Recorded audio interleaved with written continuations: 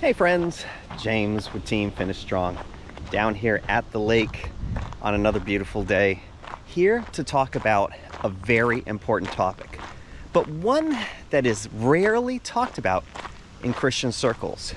It's this topic of evil imaginations. Almost sounds like the title of a movie, right? Well, it could be actually, because a lot of the evil that you see in this world starts in one place, and that's our minds. And you know, I had a friend once confront me about the way I was thinking about myself. She called it evil imaginations, and it sparked my interest. In fact, it sparked my interest so much I decided to call her a keeper, and she's my wife today. Such a beautiful, spiritual, and wise woman, let me tell you. And opening my eyes to this concept of evil imaginations. Well, you may say, what is this thing called evil imaginations? Well, there's a lot of places in Scripture that talk about imaginations, but the Scripture I want to focus in on today, because I really think it helps us understand what we're talking about, and that is in 2 Corinthians chapter 10. You see, in 2 Corinthians chapter 10, Paul was confronting an issue in the Corinthians church. You see, they had some ideas about him that differed from reality. Good morning, how you doing? Oh, good.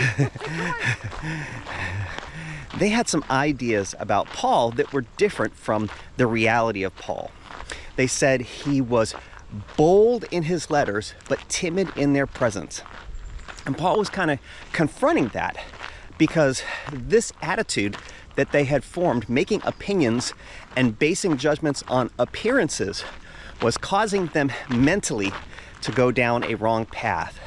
They weren't listening to the truth, and instead were listening to, you guessed it, evil imaginations. And you know, these evil imaginations can distort our thinking. It can distort our perceptions, both about ourselves, in my case, and others, as is often the case. But you know, evil imaginations are things that we really need to wage war against. You know, we don't wage war, as Paul said in that chapter, as the world does. We're not waging war against people, but we have weapons to destroy strongholds, friends. And where are strongholds set up primarily? In our minds. The biggest strongholds that we have to fight in this world are the strongholds we create in our own heads. It's that space between our ears that we get imprisoned by, thoughts that hold us captive.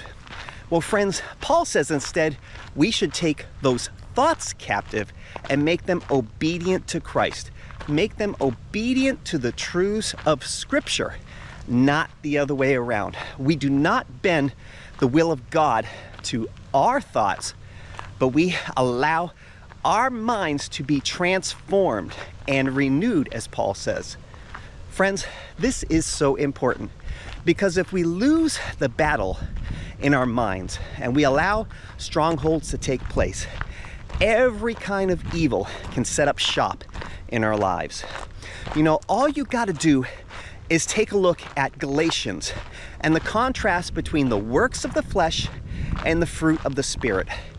And when you see the contrast there, these qualities are often qualities of things that arise out of our feelings, out of our emotions, out of the things that come up in our minds. And out of the heart, the mouth speaks and our actions flow.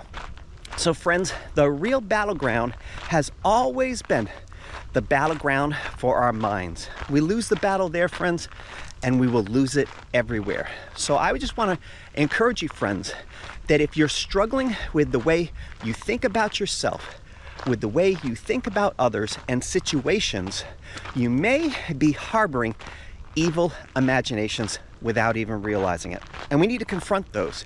We need to challenge those. We need to allow the Spirit's transforming work to tackle those, because we can't do it in the flesh, friends. It's only a work of the Spirit. So friends, I just want to challenge you.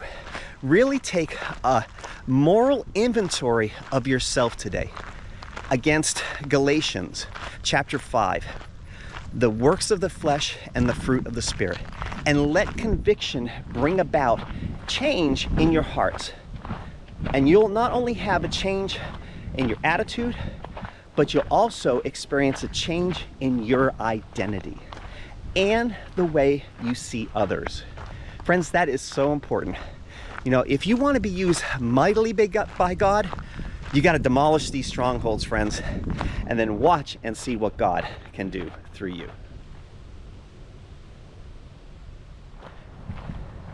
Well, friends, I'm excited for what God can do in your life as you take those evil imaginations captive and bring them under submission to Christ. Well, take care. God bless. And as always, finish strong.